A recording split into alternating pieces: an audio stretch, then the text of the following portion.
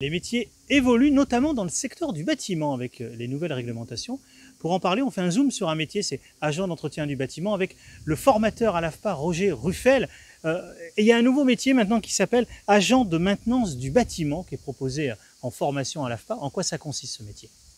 Ça consiste à faire la prévention et l'améliorative et corrective de tous les bâtiments qui reçoivent du public. C'est complètement différent avec l'ancien titre qui permettait de se mettre à son compte, de faire du multiservice, du dépannage, etc. Le nouveau titre permettra de pouvoir travailler dans des établissements qui reçoivent du public, tels des hôtels, des campings, des hôpitaux, tous les endroits où il y a du public qui circule. Donc c'est quelqu'un qui est amené à réparer des robinets, mais aussi à faire quoi d'autre par exemple? Il sera amené justement à faire la prévention des prises électriques. Si jamais il y a une urgence, par exemple, on vous appelle pour dire on a un problème, il y a une porte qui ne se ferme pas, il devra intervenir dans l'instant pour pouvoir réparer la porte.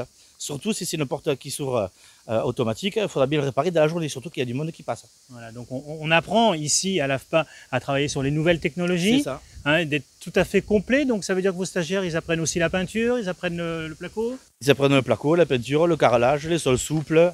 Ils apprendront aussi la domotique, la fibre, les réseaux forts, les réseaux faibles. Donc ils auront à savoir pratiquement 8 métiers différents.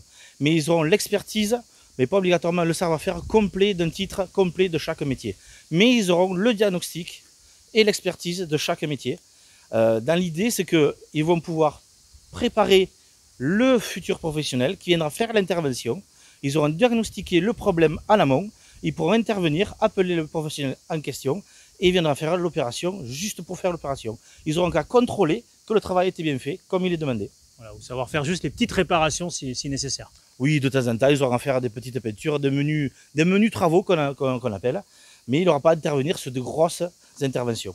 Donc ça veut dire que ça s'adresse, ce métier, à des personnes qui sont plutôt manuelles, hein, c'est les premières qualités qu'il faut avoir? Plutôt, oui, et surtout avoir une bonne communication, être à l'aise avec les gens, être courtois, avoir une bonne présentation, c'est quelque chose qui va être obligatoire et de bonne loi dans ce nouveau métier qui va être complètement différent à l'ancien en tout cas, oui. Donc formation qu'il est possible de suivre notamment dans le cadre de l'apprentissage et de l'alternance, hein. Oui, bien sûr, tous les publics sont bien sûr accueillis dans cette nouvelle formation.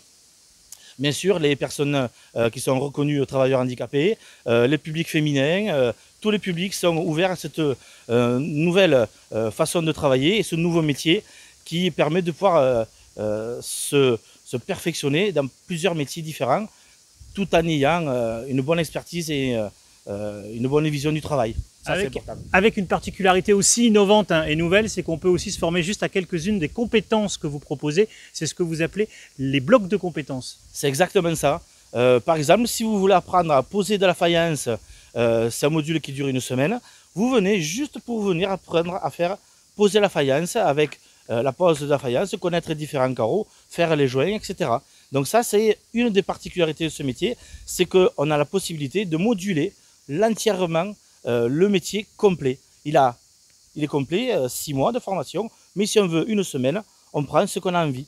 Et les financements sont aussi différents selon ce qu'on veut en termes de durée de formation. Par exemple, pour les modules, hein, les blocs de compétences, on peut les financer grâce au compte personnel de formation, le CPF. Le mieux pour en savoir sur ce métier, hein, en savoir plus, c'est se rendre à l'AFPA du Pontet ou écrire à recrutement.avignon@afpa.fr et les professionnels de l'AFPA vous accompagnent dans le montage de vos dossiers d'inscription et de financement. À très vite pour reparler formation. Retrouvez tout France Bleu sur francebleu.fr.